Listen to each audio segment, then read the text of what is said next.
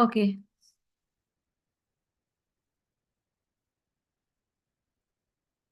So, good morning, everyone. Today we will be dealing with our new topic, that is social influence.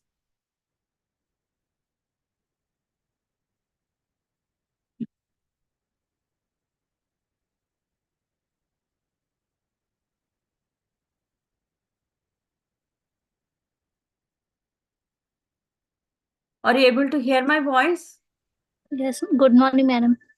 Good morning. Are you able to hear my voice? Yes, ma'am. Okay. So, today we will be going to discuss about social influence. So, what is the social influence?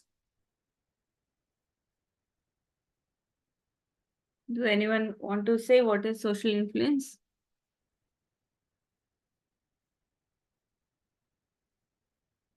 Social influence means whatever our behaviors are there, and our behavior and our thought process, everything will be acted aligned to the social influences on us. Influence means somebody imposing their own beliefs and their own thought processes on one person. That will be the influence. For example, there are different types of influences. The one will be conformity, the other one will be compliance, and the third one will be obedience. Okay, so here psychologists have spent decades studying the power of social influence and the way in which it manipulates people's opinion and behavior. Especially, social influence refers to the way in which individuals change their ideas and actions to meet the demands of the social group. So, as human beings or social animals, they love to stay in groups. Okay, so when they try to form a group, they always, then in the last sessions we have discussed about how a group is formed and what are the roles and responsibilities of a group and how the group functions. So every individual tries to understand and tries to connect to a group of their similarities. Okay, of their own similarities, on their own belief system. They try to identify the group and they try to join in that group, and they get influenced in turn. They get manipulated in turn according to that group needs and according to that group belief system. Okay, all the opinions and the behavior will be especially manipulated due to the group's demand. Okay, now most of us encounter social influence in its many forms in on a regular basis. For example, a student may alter his or her behavior to match that of the other students in a class. Okay, for example, in a classroom, we divide students into two categories, two groups. That is, one group which is studying well. I mean, it's like above average. Okay, one group will be average students, and the other group will be low. I mean, fail students. So when we put the failed student, whoever fails continuously, this failed student to a group of above average, then what happens? This person who fails every time will try hard to to mingle with that group. Once, if he is not passing this time, the group members will look down onto him or her. So for that reason, to mingle with that group, to be appreciated by the group, to appraise him, upskill him so that he is eligible to that group, he will try hard and make his efforts in way to get the conformity or to be in that group to make his presence. So the majority held opinions of a group or friends are likely to inform the views of a new members to the school social group. Okay. There are a number of reasons why people allow social influences to affect their thoughts and behavior. One reason it could be we often conform to the norms of the group to gain acceptance of its members. If you are new, okay, if you are new to some university or if you are new to some organization, when we go to, if we are first day of college, okay, if you are going as a first day of a college, then what we do, whatever college authorities say, we try to accept. Okay, we try to obey, or we try to conform. Okay, we will do it. Why? Because you feel that if you obey that, people will accept you. Because of that acceptance, because you need the acceptance of the group, you try to conform, you try to complain, you try to be obedient to the rules and regulations of that group. Okay, this can be one of the major reason why we generally have a social influence. Next, supporters of a football team, for example, voluntarily wear shirts of their teams to feel a part of a group. Okay, for example, cricket is there. Cricket is a team of 11 members. Officially, 11 members will play the cricket. Okay, but there are many other players who are extra. We have extra players also. Though they are not participating in actual match, they also wear the jerseys as their cricket team wears it. Why? To feel as a part of the team, they also wear a jersey of the team which is playing in the ground. So this kind of feeling a part of the group can be one more reason for getting socially influenced. Okay. So now let us see, various psychologists have studied the power of social influence and the way it manipulates people, opinions, and behaviors. So social influence refers to the way in which individuals change their ideas and actions to meet the demands of a social group, authority, or a social role. So this can be the definition which you have to remember, and you have to write it in your examination if you are getting it. Okay. So social influence is a change in behavior that one person causes to another intentionally or unintentionally. So if, for example, if I am the leader of the group, okay, my behavior, my habits, few of the group members will observe me and they try to get influenced by my gestures or my way of talking or my living style. So intentionally, I may not be intend to, for example, if I go walking every day at 8 o'clock, okay, this is my discipline. So watching me, my group members also start doing the same because they get influenced by my discipline, and they'll think if we are also disciplined like her, we may also someday become the group leader.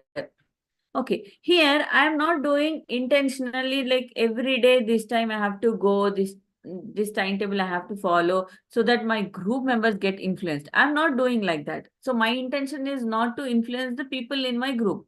But unintentionally also, some of the people here are getting influenced.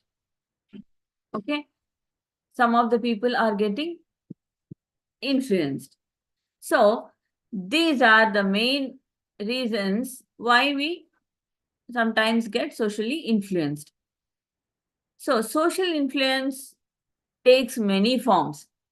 Okay? There are important forms of influence, which are conformity, compliance, and obedience. What is conformity? Conformity is changing how you behave to be more like others. This plays to belonging and esteem needs as we seek the approval and friendship of others.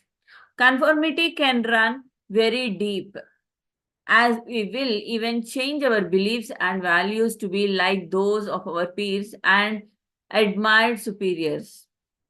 Okay. For example, why do we have conformity? To get the acceptance, to feel the need of belonging to that group. Okay. For example, you are my team. Okay. You all are my team members and I'm your team leader. And whatever I say, tomorrow everybody come to my home and we will be working after 10 o'clock in the night. So though you will not agree, you don't feel like coming and working in that late night, you try to confirm. Okay, we will come at whatever time you say. Why you do such things? Because you feel like if you say yes of a authority or your superior, it will give you a positive impression on you. Okay, if you accept all the things whichever the authority person is saying to you, that gives a positive impression on you, and which in turn you will be getting benefits from that. So, due to that selfishness, also, due to that self motives, also, you try to confirm whatever the superiors are saying or your peer friends are saying in order to get their acceptance, in order to get the positive impression, or to maintain the friendship, or to be belonged to that group. You usually do the confirmations. You do the conformity. You follow the conformity. And the next one is complaints. What is complaints? Complaints is when where a person does something that they're asked to do by another. They may choose to comply or not to comply, although the thoughts of social reward and punishment may lead them to complaints. When they really do not want to comply. For example, I'm your class teacher. Okay, I want you to do some project work as a homework and come to the college the next day.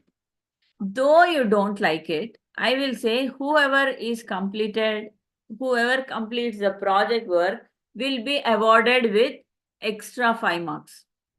Okay, and Okay, ma'am.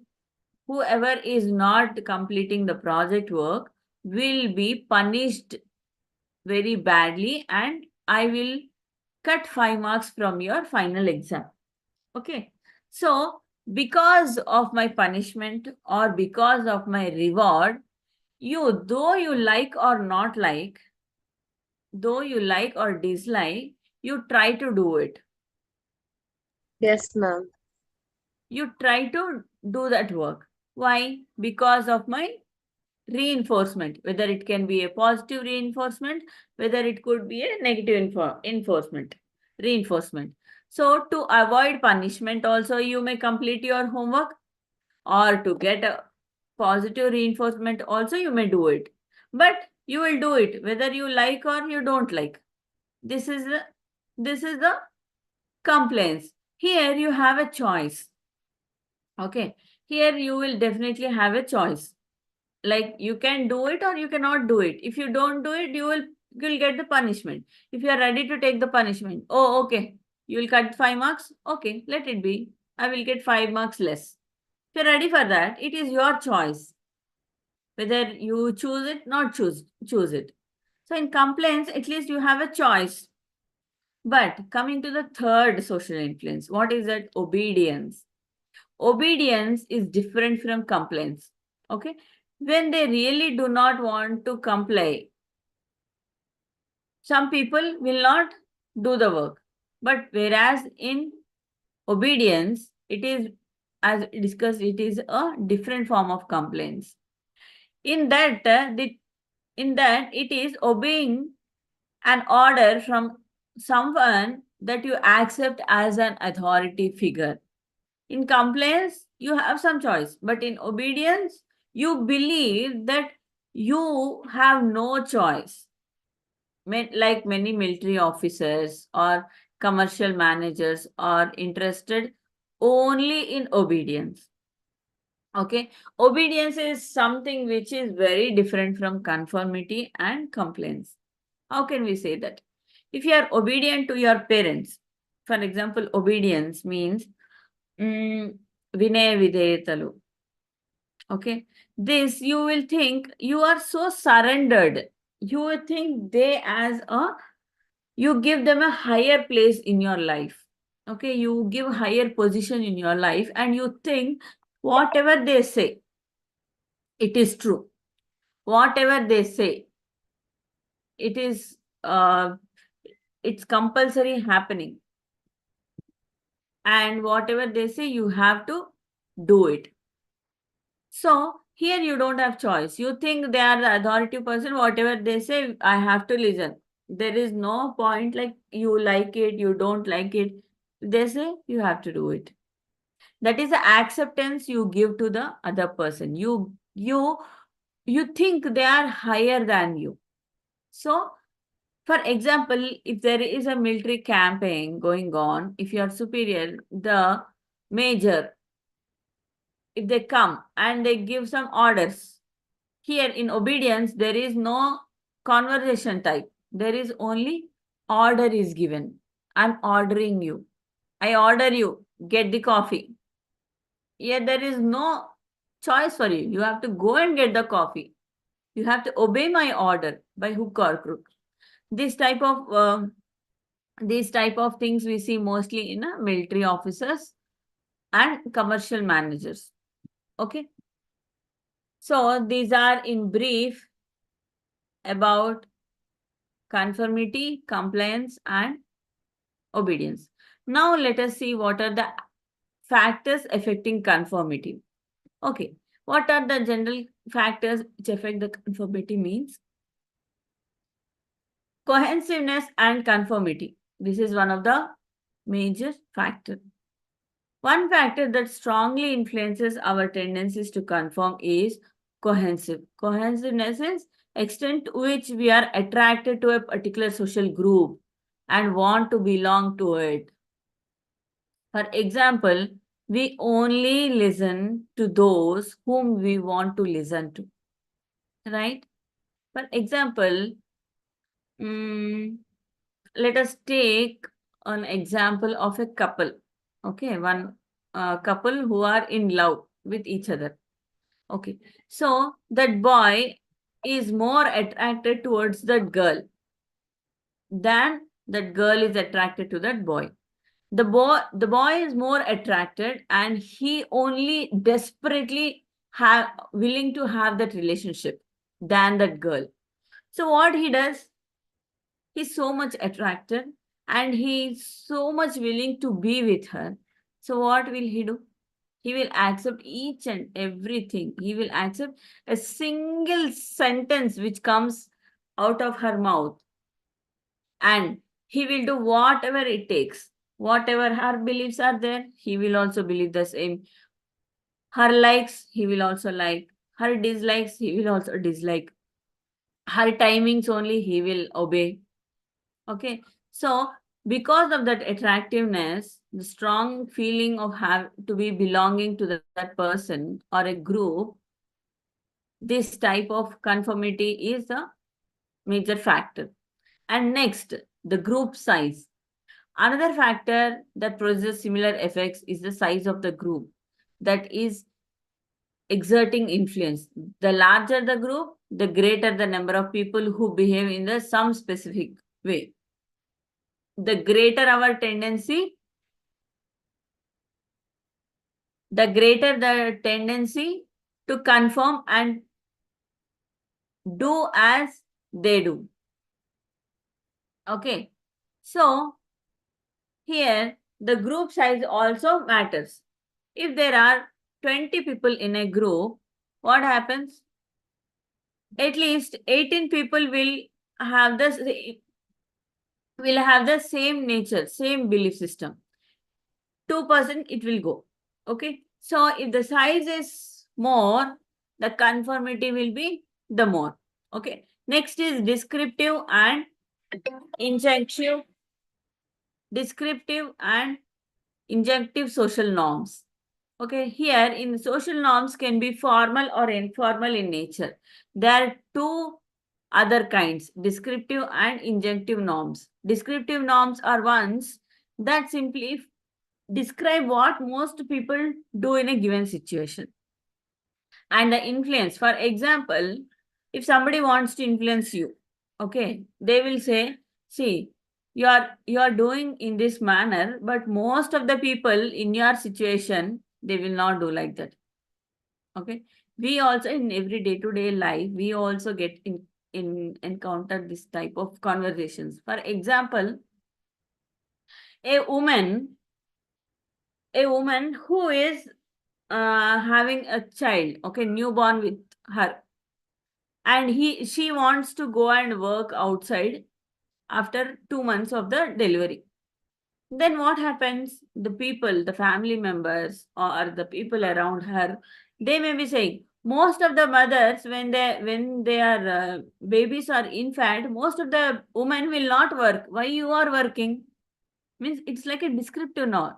Means they will say most of the people in your situation will not work outside. So in injective is it's like a specific situation. Okay, these are the major factors which affect the conformity. Next we see as conformity study.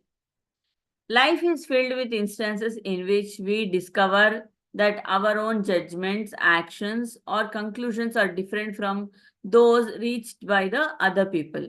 Okay. As study helps provide some insight into our behavior in these situations. Okay. So according to him, compiling social dilemma for his participants, whose task was apparently to simply respond to a series of perceptual problems. On each of these problems, participants were to indicate that of these comparisons, lines matched on standard line in length. Okay. Several other people were also present during the session, but unknown to the real participants are all were assisted of the experimenter. Okay, on certain occasions known as critical trials, I'm just reading the experiment so that you will remember it. You will know what to write exactly in the examinations. So the accomplices offered answers that were clearly wrong. They anonymously choose the wrong line as a match for the standard line and stated their answer before the real participants responded. Thus, on these critical trials, the people in our studies faced a dilemma. Should they go along with other individuals present or stick to their own judgments? The judgments to be very simple ones. So, the fact that other people agreed on an answer different from the one of the participants preferred was truly puzzling. For example, okay, I will make you understand this in a simpler way. Okay, for example, you are in an examination hall. Okay, and you are writing a question paper of multiple choices. You are given to write a multiple choice questions in your examinations. So you first, second question, second, fifth, till 5 answers you did by your own. And sixth question, you are getting dilemma. Okay. You know that answer, but you are in intuition. You are thinking, what is the answer? The A option or B option, C option, D option were given for you. So you think, you read the question and you think that, okay, this option might be correct. Option C might be correct. But your invigilator was little, he was not so strict and you were able to see here and there and copy your answers. So when you peep into others' question paper, they have ticked option B. Okay. And you have looked back. And they also ticked option B. And you have looked that side. And that side also you have looked and you have seen that they also are ticking option B. When you see others, most of them ticked option B. But your judgment was option C. But most of the people in the class, they selected option B. But, sorry, the irony is your answer is correct. Option C is correct. But most of them are selected option B. Then what you will do? You will get a dilemma because you are in a confused state whether which I have selected is correct or not. So you are in a diplomatic stage. And when you see others selecting the option B, you are in a true dilemma. You don't know, actually answer B is wrong, actually answer C is correct. But you will be in a critical trial in this. So you will be a deadly dilemma stage, whether to select that or this. But if you are a person who will be influenced easily, if you are a person whom can be manipulated easily, you will go with the other's opinion. So though it is wrong, you don't know, though it is wrong or correct, you will go to the option B. And finally, what happens? Though option C is correct, you go to option B. Okay. So this is the typical mentality where we usually get conformity. You see conformity. Okay. So most of them are using B. So that confirms that that answer is correct only. You go with that conformity and you will get easily manipulated, easily influenced. Okay. So this is all about conformity. Now, compliance. There are 6 basic principles of compliance. Okay, what are that? Friendship and liking. Why do you comply mostly? If you are liking that person or if you want that friendship, so though you like or don't like, you know, if you do the same things which your friend wants, then you will be liked by him and you will be belonged as long as you conform or you are accepting their actions. So your likes and dislikes depends upon your friends' likes and dislikes. Next one is commitment and consistency. For example, if you are a person who are very committed, once you commit, you will be with that person. Then also, you will be more likely to be compliant to that person. Okay, next one is scarcity. In general, we value and try to secure outcomes or objects that are scarce or decreasing in availability. Okay, you mostly go and opt which are scarce. For example, if you see this we have discussed in the early sessions also, this example. When you go to a shopping mall, when they say offers are there throughout a year, then the crowd will not be seen much in that store. But when you say you have a limited offer for just 2 days, only in just 2 days you have to you have to see the offers and you have to come and buy only in these 2 days. After 2 days, again the offer will be removed. Then you see there are so many people coming to that store only. Okay, when we are having the scarcity, then we tend to go and grab that opportunity. Next one is reciprocity. Reciprocity. We generally more willing to comply with a request form from someone who has previously provided a favor or concession to us. Say, for example, we all have a proverb also. Do good for those who have already done good for you. Okay. Upakariki upakaram cheyali. Like that. So if you get favors from somebody else when they are in need, somehow you feel, okay, they have helped me previously, so I should also give some favor for them. Okay, you want to reciprocate. You want to reciprocate that feeling of giving the favors. Okay, so these are some of the principles, and the other principles are social validation. Okay, for anything we try to have some validation. If you want to do some work, what you will do? You will go and check with your parents whether this is valid or not. Otherwise, you will go and check with the government sectors. Is this valid to do or not? So that validation part, everybody will try to validate their actions. Everybody validate their behaviors with others and authority. Next one is authority. In general, we are more willing to comply with request from someone who holds legitimate authority or simply appears to do so. Okay, according to Cialdini in 2008, these basic principles underlie many techniques used by professionals and ourselves for gaining compliance from others. We only for example, we only listen to people who are authoritative, right? Who are dominating. See, the person who is dominating will always get his works done, right? If you tell softly, Nana, Bujji, Kanna, do this work, nobody will do. Okay, they may do because if they are obedient to you, they may do.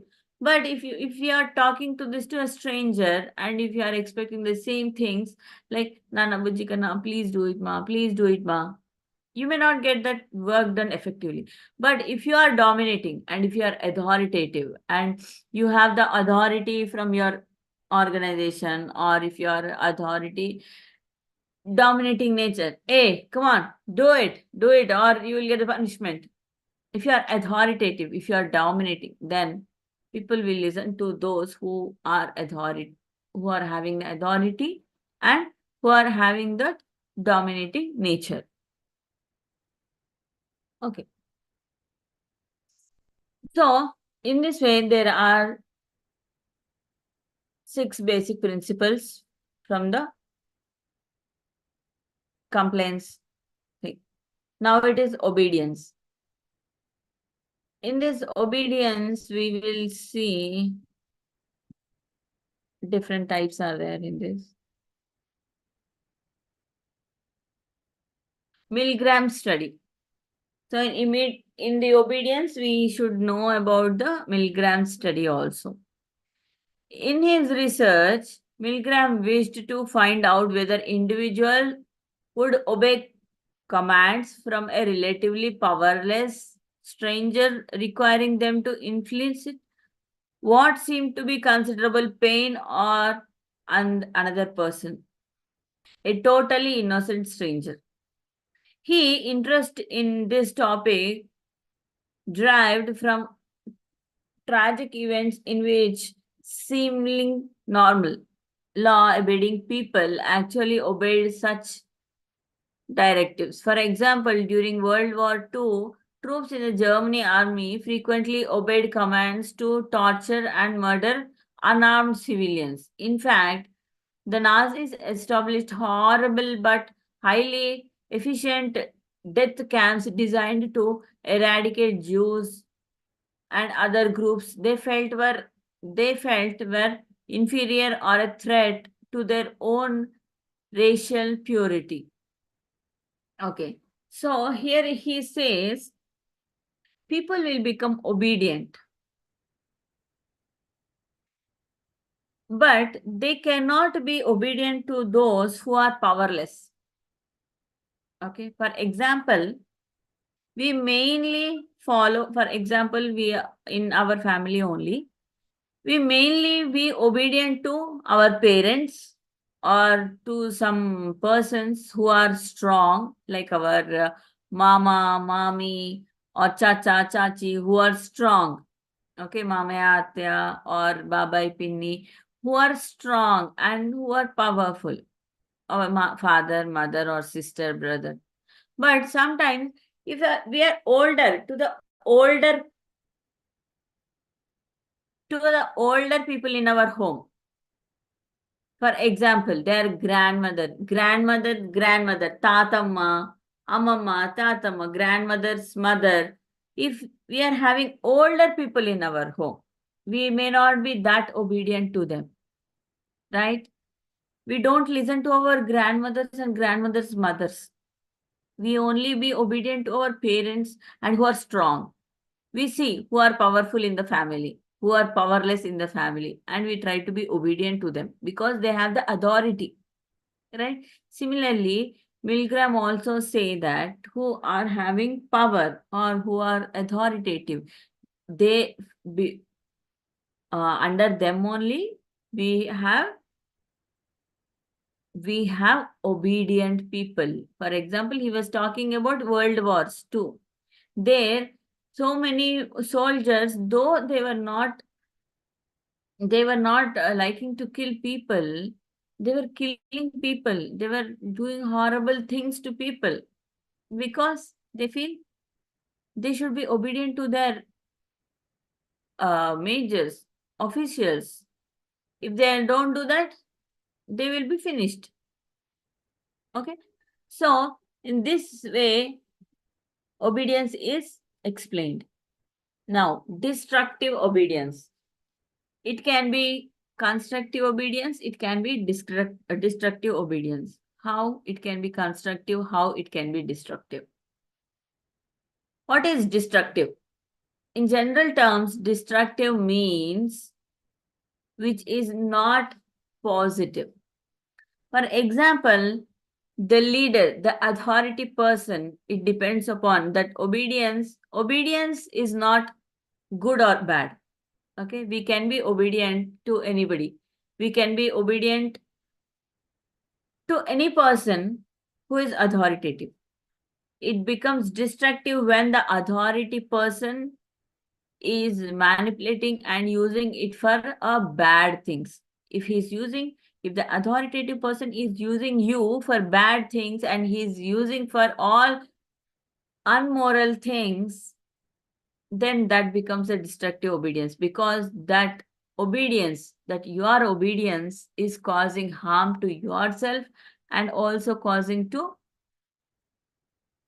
damage to others. So this is destructive obedience. So if you are obedient also, you should have that common sense, whether he is telling good or bad. If you're blindly believing one person and if you're blindly obeying one person, he may misuse you or he may be useful things for you. For example, if you are obedient to me, okay, and I will say, okay, you are obedient to me. First, I will think, okay, I will make you do some good things, okay. Go and clean the classroom, I say. You are obedient, so you will go and clean the classroom, okay. And next day, I will say, go and arrange the seating in the way that I will be giving the lecture and I will go move around the classroom. Then you are an obedient student, so you will go and sit in the classroom and you will arrange all the chairs. And later, I have seen that you are obedient to me. Okay. I understood you are very obedient to me. And next time, I will say to you, go in the office room, the department house, in that office room, go and get the newspaper, not sorry, examination paper. Steal that paper for me and get it. And I will steal if you are obedient, what you will think? Oh, my teacher told, okay, my faculty told, so I have to go and steal. So you go and do the theft in the department office and you will get the question paper. What I will do? I will sell that question paper in the market for few thousands of rupees. Is your behavior destructive obedience or it is a good obedience? Tell me in this scenario what it is. Destructive obedience. Very good. It is a destructive obedience. Why? they're misusing your obedience. They're doing wrong things which are very morality issues, or it is a crime. They may also make you do crimes. For example, we have seen in many movies. So, in many movies, like one one small boy will be there, and he has all the needs. Like he want food, he want shelter. He ran out of his home, and one day he reached to some one place, strange place, and he was so hungry. And one rowdy cheater head is there, and he will give some food to that boy, and the boy feels like, oh my god, he's my god, he saved me from hungry, and that boy will become obedient to that rowdy shitter. And whatever that rowdy shitter says, the small boy, innocent boy, he will obey everything, each and every order which that rowdy shitter says, the small boy will obey. And when the small boy will do all crimes, whatever that rowdy is doing, he will also do it. He will obey without asking a single question. That boy will grow as an adult and he becomes also a criminal. Is this a destructive obedience? Yes, right? So, though you are obeying to a person, it depends upon that authority person's nature and behavior and their belief system, whether that your obedience can be a destructive one also. Okay. So this is all about the social influence. What is the social influence? It is a manipulation, or it is the manipulation or of your actions or beliefs or thoughts by some others who are in a authoritative state or in a group. Then you will have different types of influences. One is a conformity and compliance and obedience. So these are three different forms of influence you get from the people. Okay. So all of you understood what is this? Is my any doubts you have?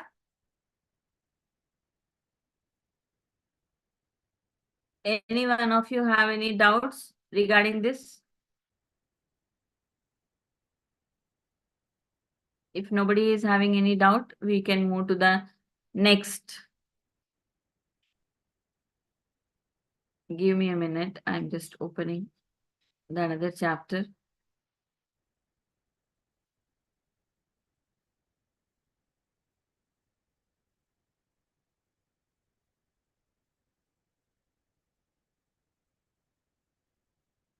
So I believe nobody have any doubt regarding our social influence.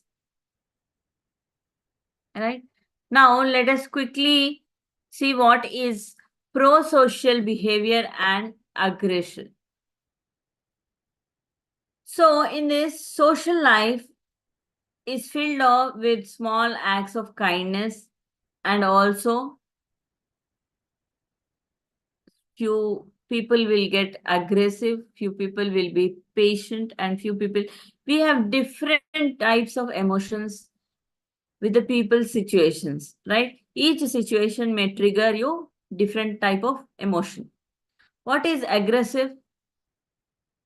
Aggressive emotion, what is that? Can any one of you tell me? Anger. Yes?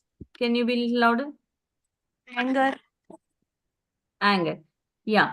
Aggressive can be anger. Okay. So there are certain goals and motives of pro-social behavior. Pro-social behavior means good social behavior. What are that? Are goals, motives. What are goals? It's reasonable to ask why we should expect anyone to be helpful. After all, helping usually involves the giving away of resources, time, energy, funds, and so on. Yet, pro-social actions occur regularly in all human societies and helpfulness is a heritable trait, one that is passed on genetically. It seems likely then that helping serves some valuable functions, not just for societies, but for the individual as well. Indeed, significant bodies of research in social psychology point to several goals that pro-social actions can serve. Improve our own basic welfare, increase social status approval, manage our self-image, manage our moods and emotions. Okay. For example, when do you want to go and meet people? When you feel alone. When you feel alone, you will try to go and join to a group, or when you feel alone, isolated, you feel so depressed, right?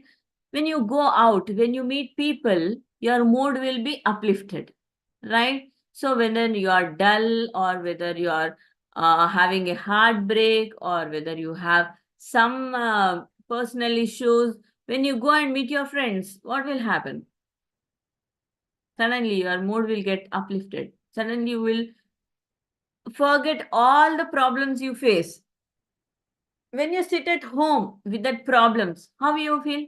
You will feel burdened, you will feel lost, you will feel isolated, you will feel dumped, like that. When you go and meet people, when you go and meet people you like, when you go and meet people who are friends with you, your all emotions will become lighter. So when you go and be in the social groups, you will have, by sharing your time. For example, you know music, okay?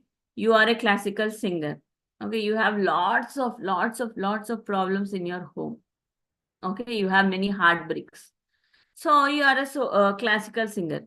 You decided, okay, even though I'm sitting at home, I'm feeling dull, dump, and you are you are trapped in that negative loop of emotions.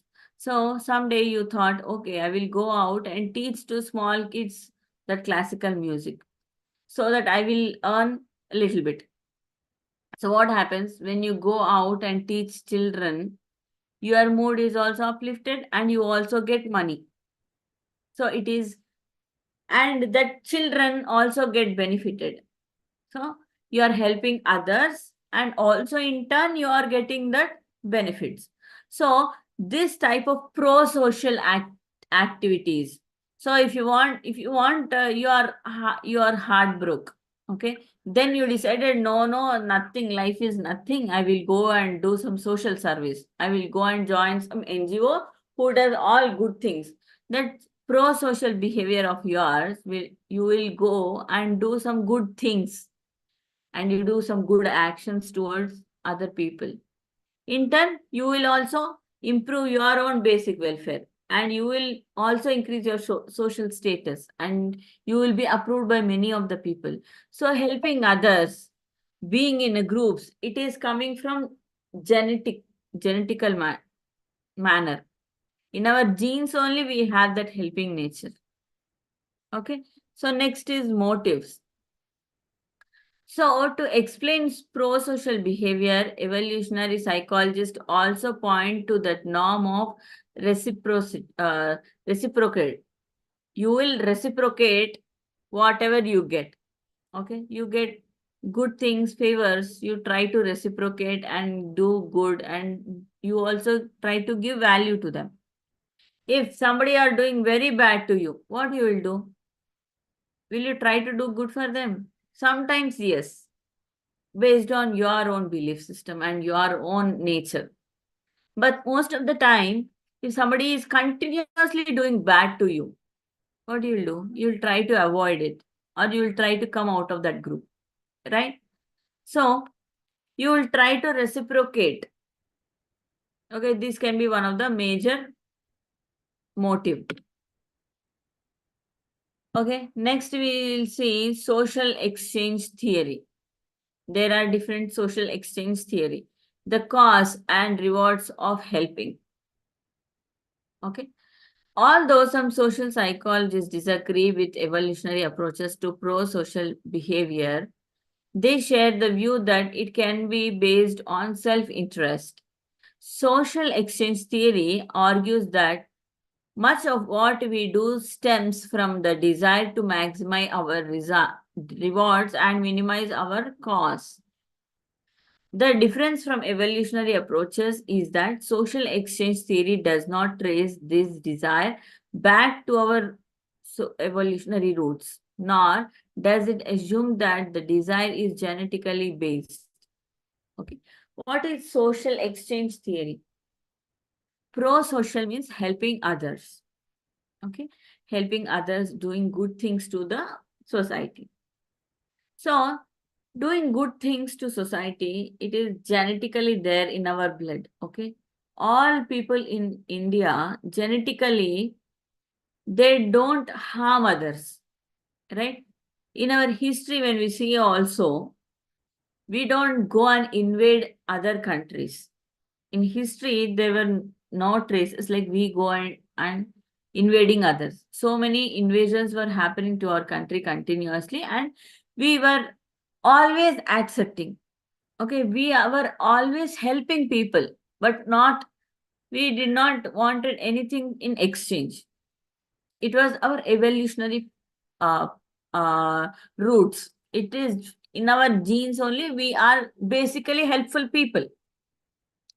So, but social exchange theory is when you do good, we in return get something.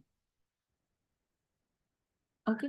For example, if you are working in an NGO, okay, in an NGO and you are the authority person, for example, you are the state secretary of that NGO, okay, you do all the social service and what all the activities planned for a slum area people, so a slum area kids, you want to give free education, okay. You go there every week and you go there, meet slum people, slum area people, and you collect all the kids who are dropouts from the school, and you try to give free education for them. In exchange of this social activity you do, what you expect from your organization? You basic things you expect, like transport charges you expect, right? Though you are ready to work for a social cause, though you are ready to give free education for the slum area kids, if your financial status is bad, okay, you are financially not that good enough, but you want to do some social service. You go and join in that NGO. You will say, okay, I'm also ready to teach the children from this slum area, and you go. In exchange of this, what you will take?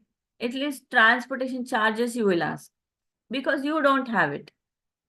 So, this social exchange theory is like you do good things, but in return, you expect minimum cost.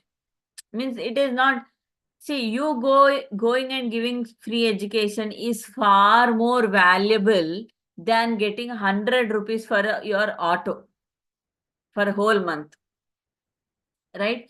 You are giving lakhs worth of free education in just exchange of few hundreds for your auto charges. That too for a transportation. Okay.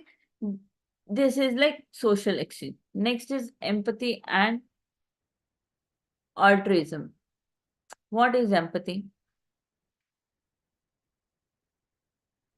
Empathy is different from sympathy, right? When do you use the word empathy and when do you use word sympathy? Sympathy is, we say, ayo papa. You don't feel the pain. For example, if somebody met with an accident, you go there and say, ayo papa. He met with an accident. Okay, you just show some concern. You just show some concern, but you will not take the pain.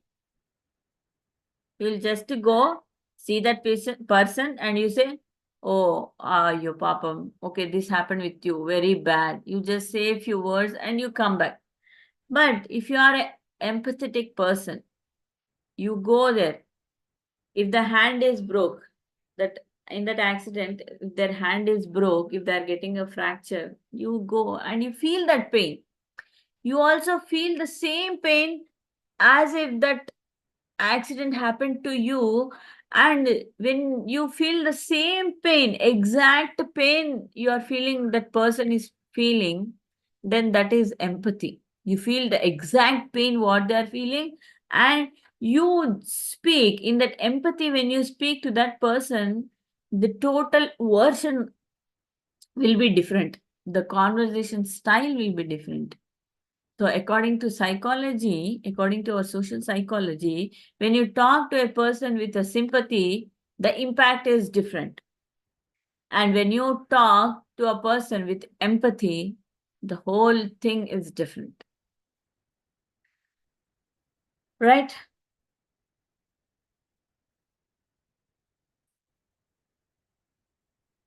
Okay, and aggression, it is exhibiting the anger. Okay, there are different determinants of the aggression also, like there are some social causes like media violence, and there are cultural factors like sexual jealousy and precarious manhood, and there are personality factors. In that, there are type A behavior patterns, and in that we see narcissism and ego threat. And there are some situational factors like anger, alcohol. When people are having alcohol, they become aggressive for no point. And there are some different models of aggression also. In that, prevention and control of aggression, how can you prevent? Sometimes punishments also will make them be little calmer. For example, for children also, if they are doing all aggressive things, what you'll do? Hey, if you are doing this, I will punish you, or you will give a slap. Then what they do? They become calm down, right? So sometimes self-regulation also we can do, or we can catharsis, social learning approach, role of parenting, self-esteem. So these are few things which you have to keep in mind while preparing for a aggressive and pro-social behaviors. Okay. Did you understand this? I'm little quick because we had to complete the portion. So this will be probably last class of our social psychology. We have covered 2 more chapters today. So all the best for your exams. Do well and see you again. Okay. Bye-bye. Thank you, ma'am. Bye. Bye. Thank you, Janavi. Bye. Thank you, Syed, for joining. Bye.